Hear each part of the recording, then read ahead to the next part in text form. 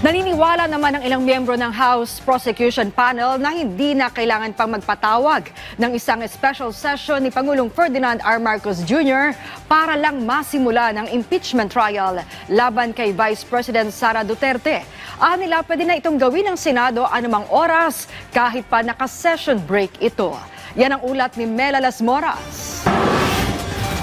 Nanindigan ang isa sa mga miyembro ng 11-man House Prosecution Panel na si Manila 3rd District Representative Joel Chua na ginawa na ng Kamara ang kanilang parte at ngayon nasa Senado na ang bola ukol sa pagkakasa ng impeachment trial laban kay Vice President Sara Duterte. Ngayon kasing ginugunita ang anibersaryo ng EDSA People Power Revolution, isa sa mga ipinapanawagan ng iba't ibang grupo ay sana'y masimulan na ang paglilitis sa Vice Presidente. Ayon kay Chua, hindi na kailangan pa ng special session para rito. Anumang oras, maaari naman kasi anyang mag-convene ang Senado bilang impeachment court kahit pa naka-session break.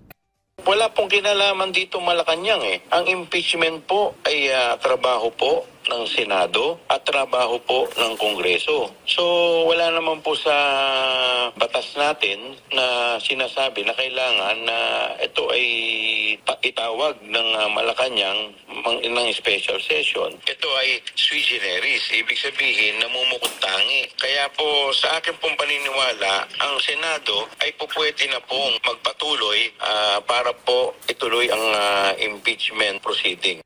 Sang-ayon din dyan ang iba pang House impeachment prosecutors na sina San Juan City Representative Isabel Zamora at One Rider Party List Representative Rog Gutierrez. Una nang ipinanawagan ng Makabayan Bloc kay Pangulong Ferdinand R. Marcos Jr. na magpatawag na ng special session. Pero kinontra na rin yan ng ilang House leaders.